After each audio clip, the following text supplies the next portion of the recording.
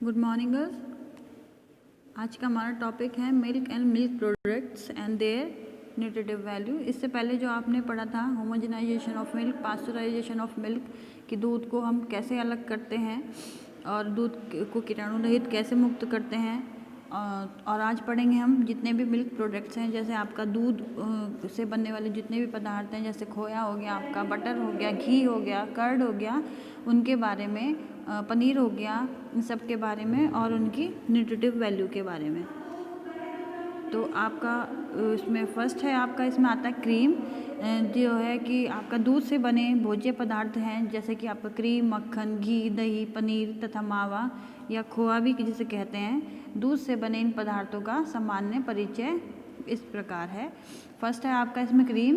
दूध का एक महत्वपूर्ण भोज्य उत्पादन क्रीम है। हम जानते हैं कि दूध में वसा की पर्याप्त मात्रा होती है। दूध में वसा मुख्य रूप से पायस की अवस्था में रहता है। मीन्स जो दूध है, आप सभी को पता होगा कि अगर हम दूध को उबाल भी देते हैं, जो मलाई आती है उसके ऊपर, उसे भी हम क्रीम कह सकते हैं।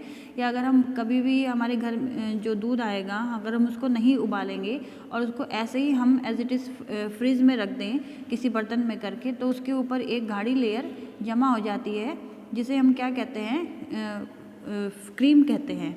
ये मुख्यतः जो है ये वसा होती है, ये फैट होती है, जिसे हम पायस की स्थिति में रहती, मीन्स जो जमी हुई स्थिति रहती है उस फॉर्म में रहती है, तथा काफ़ी समय तक स्थिर रहने पर दूध की यह वसा एक तह के रूप में दूध के ऊपर एकत्र हो जाती है। जैसे मैंने आपको अभी बताया कि यदि हम दूध को बिना उबाले भी अगर किसी बर्तन में रख देंगे और उसको फ्रिज में रख दें, तो दूध के ऊपर एक ले या तह एकत्र हो जाती है, जिसे हम क्या कहते हैं, क्रीम कहते हैं, या फिर वसा युक्त भाग भी कह सकते हैं दूध का, उसे हम क्रीम कहते हैं। इस प्रकार कहा जा सकता है कि यदि दूध में से वसा भाग को अलग कर दिया जाए तो यह क्रीम होती है। दूध को यदि तीव्र गति से मथा जाए तो वसा युक्त भाग अर्थात क्रीम को दूध से अलग किया जा सकता है। आजकल मार्केट में ऐसी ऐसी मशीनें आ गई हैं। आपने डेयरी की दुकान पे कभी आप जाएंगे तो वहाँ पे एक, जैसे पहले आपने पढ़ा था, एक होल्डर था, होल्डर बिजली से अलग करते हैं जैसे क्रीम को, इसी तरीके से दूध को और पाउडर बनाने के लिए, और इसी तरीके से अब जो है इसकी भी क्रीम बनाने की भी बहुत तरीके की मशीन है मार्केट में, जिसे यदि हम एक रोलर जैसे मिक्सी होती है घर में, वो तो इतनी तेज़ गति पर इतनी बड़ी अमाउंट में नहीं रहती कि हम बड़ा अमाउंट लेके दूध का उसको मिक्सी में करा जा सके। तो इसलिए जो आजकल बाज़ार में जितनी भी मशीनें उपलब्ध हैं वो एक बहुत बड़ी रहती हैं, उनका साइज़ बहुत बड़ा रहता है और वो किसी बड़े बर्तन में जो है लगाकर उसको चलाया जाता है। यदि हम उसको चलाएंगे तो दूध से जो क्रीम है वो अलग हो जाती है, और जो दूध बचता है उसको हम स्किम्ड मिल्क कहते हैं। जैसे आपने पहले भी पढ़ा होगा कि दूध के टाइप थे, उसमें मैंने बताया था स्किम्ड मिल्क होता है, उसमें से क्या होता है, वसा को अलग कर लिया जाता है या क्रीम को अलग कर लिया जाता है। जो भाग बचता है वो कहलाता है वसायुक्त दूध, या वसा रहित दूध, तो उसे हम स्किम्ड मिल्क कहते हैं। तो जो क्रीम है वो इसी तरीके से निकाली जाती है, रोलर के थ्रू निकाली जाती है, दूध में उसको चला दिया जाता है, और जो क्रीम होती है वो अलग हो जाती है दूध से, जिसे हम मार्केट में आसानी से अवेलेबल है, जिसे हम मार्केट से आसानी से ले भी सकते हैं। ऐसी मशीनें बना ली गई हैं जिनके द्वारा क्रीम को अलग किया जा सकता है। इसी आधार पर क्रीम जो है तैयार की जाती है, जिसे क्रमशः हल्की क्रीम, साधारण गाढ़ी क्रीम तथा गाढ़ी क्रीम की श्रेणी में रखा जाता है। अब जो क्रीम है उसको भी इसमें 3 पार्ट में डिवाइड कर दिया गया है। पहले होता है आपकी हल्की क्रीम, दूसरा है आपका साधारण गाढ़ी क्रीम, और थर्ड वन है आपका गाढ़ी क्रीम की श्रेणी। ओके, फर्स्ट है आपका इसमें हल्की क्रीम में सामान्य रूप से 15 to 20% तक वसा पाई जाती है। जो हल्की क्रीम होती है उसमें कितने परसेंट वसा पाई जाती है, 15 to 20% जो होती है वसा पाई जाती है या फैट पाया जाता है।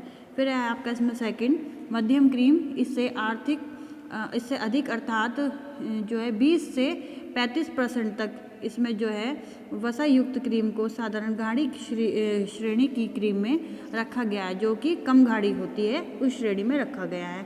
जैसे कि आइसक्रीम बनाते समय दूध वाली आइसक्रीम बनती हैं जो, उसमें केक में उसका यूज़ होता है। पेस्ट्री बनाने में आपने पेस्ट्री भी खाई होगी, जो उसके ऊपर क्रीम रहती है वो मध्यम क्रीम के द्वारा बनती है।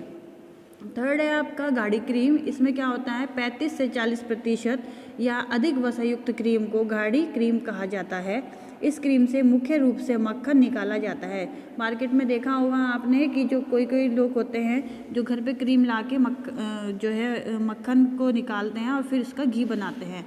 तो इसमें क्या है कि जो ये गाढ़ी क्रीम होती है उसमें 35 से 40% तक या उससे अधिक भी जो फैट रहता है या क्रीम रहती है, इसे गाढ़ी क्रीम कहा जाता है। इस क्रीम को मुख्य रूप से मक्खन निकाला जाता है। इन तीनों प्रकारों की क्रीम में अन्य तत्वों का संगठन एवं अनुपात भी भिन्न भिन्न होता है। मीन्स जैसे कि आपको बताया अभी फर्स्ट में आपकी सिर्फ 20% तक 15 से 20% तक क्रीम रहती है, सेकंड में आपका 20 से 35% तक रहती है और थर्ड में आपका 35 to 40% क्रीम रहती है। तो इनका संगठन जो होता है, कंपोजिशन और अनुपात भी इनका भिन्न भिन्न होता है। इस तत्वों के अनुसार को एक लिखित तालिका द्वारा दर्शाया जा सकता है। जैसे कि आपकी तालिका हो गई क्रीम की, तो इसमें जो है ये आपका क्लियर नहीं है बच्चों फ़ोटो, मैं आपका दोबारा सेंड कर दूँगी, लेकिन फिर भी अगर समझ में आ रहा है। पहला है आपका इसमें वसा 19 है हल्की क्रीम में, साधारण क्रीम में 36 और जो गाढ़ी क्रीम है इसमें 58। फिर है आपका इसमें प्रोटीन, ये है 2.29 जो है हल्की क्रीम में, फिर साधारण क्रीम में है 2.20 और गाढ़ी क्रीम में है 1.83%। फिर है आपका इसमें शर्करा आ गया 4.05% होती है हल्की क्रीम में, साधारण जो क्रीम है उसमें 3.15% है और गाढ़ी क्रीम में है 1.46%। इसी तरीके से हर एक इसमें फिर लास्ट में है आपका इस पर जल की मात्रा। मैं आपको इसकी क्लियर फ़ोटो सेंड कर दूँगी, वो आप देख लीजिएगा ग्रुप में। फिर है आपका सेकंड से मक्खन। मक्खन भी दूध से बना एक उपयोगी एवं अत्यंत प्रचलित भोज्य पदार्थ है। सभी के घरों में आपने देखा होगा कि मक्खन हर एक के घर में जो है मम्मी होती हैं वो मलाई को इकट्ठा करके मक्खन ज़रूर बनाती होंगी सभी के घर में, जिससे कि बाद में घी निकाल लिया जाता है या मक्खन को ऐसे ही खाने के रूप में ले लिया जाता है। जैसे दही, बहुत से लोग जिनके यहाँ पे दूध जो है गाय भैंसे रहती हैं उनके यहाँ पे जो है दूध को जमा दिया जाता है पहले दही के रूप में, फिर उसको मथ करके उसको जो मक्खन होता है वो अलग कर लिया जाता है और छाछ या मट्ठी का प्रयोग जो है वो पीने के रूप में करते हैं। तो इस मक्खन को भी दूध से बना एक उपयोगी पदार्थ है एवं अत्यधिक प्रचलित भोज्य पदार्थ है। मक्खन वास्तव में दूध में विद्यमान वसा ही है। मक्खन क्या है, जो दूध में फैट होता है वो ही होता है, उसकी ही फॉर्म होती है। यदि दूध या क्रीम में से वसा को अलग कर दिया जाए तो प्राप्त पदार्थ मक्खन होगा। मीन्स यदि दूध में से या क्रीम में से जामन लगा करके अगर हमें मक्खन बनाना है तो उससे पहले हमें जामन लगाना पड़ेगा। तो तत्पश्चात उसके बाद अगर हम उसको मथेंगे दूध को तो या क्रीम को, तो क्या प्राप्त होगा, हमें मक्खन प्राप्त होगा। सामान्य रूप से मक्खन में 85% भाग वसा होती है तथा शेष 15% भाग में अन्य तत्व होते हैं। मक्खन को अधिक समय तक यूं ही नहीं रखा जा सकता। जो मक्खन होगा आपने देखा होगा अगर हम फ्रिज में भी स्टोर करते हैं तो उसको ज़्यादा समय तक स्टोर नहीं कर सकते हैं, या तो एक तो उसके स्मेल में चेंजिंग हो जाएगी और जो है दूसरा आपके कलर में भी उसके चेंजिंग आ जाएगी, क्योंकि इसमें जल तथा केसीन होता है।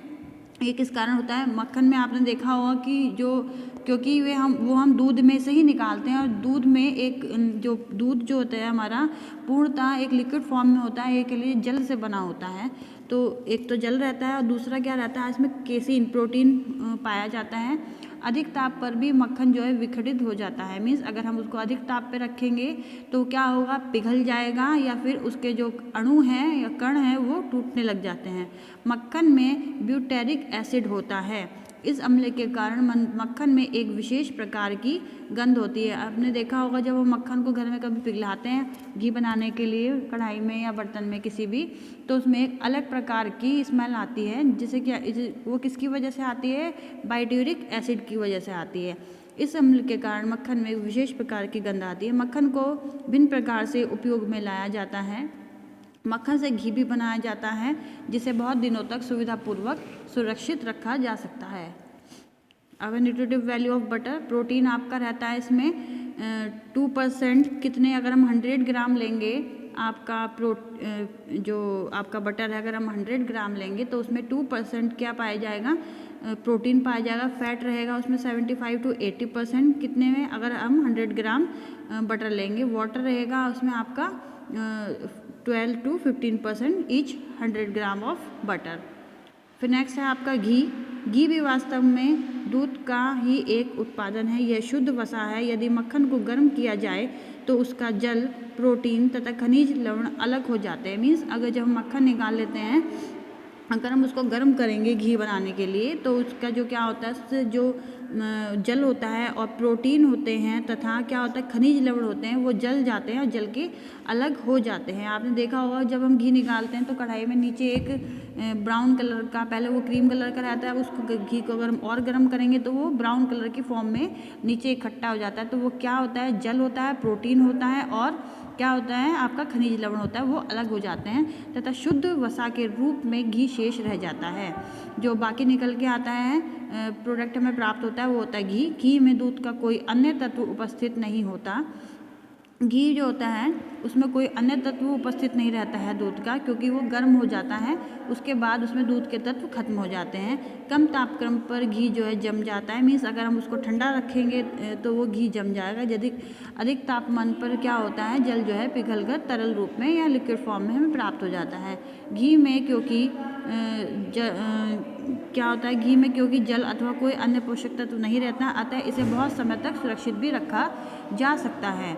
दूध से बने घी में विटामिन ए रिच अमाउंट में होता है। घी में तलकर बनाए गए व्यंजन काफ़ी स्वादिष्ट होते हैं तथा उनका ऊर्जा मूल्य भी काफ़ी रहता है। मीन्स वो हमें क्या करते हैं, बहुत ही अच्छी एनर्जी प्रोवाइड करते हैं। अब है आपका न्यूट्रिटिव वैल्यू ऑफ घी। इसमें आ गया आपका फैट रहता है आपका 30% each 100 gram of ghee. Vitamin A rich रहेगा, आपका जो घी है वो विटामिन ए रिच रहेगा। तो आपने देखा बच्चों कि जो दूध से बने पदार्थ होते हैं, आगे भी जो इसके और पार्ट हैं वो नेक्स्ट वीडियो में हम क्लियर करेंगे और उनके न्यूट्रिटिव वैल्यू के बारे में पढ़ेंगे। अगर आपको कोई भी दिक्कत है, कोई परेशानी या कुछ समझ में नहीं आया तो आप मेरे से जूम मीटिंग में डिस्कस कर लीजिए। ओके बच्चों, thank you girls, bye bye.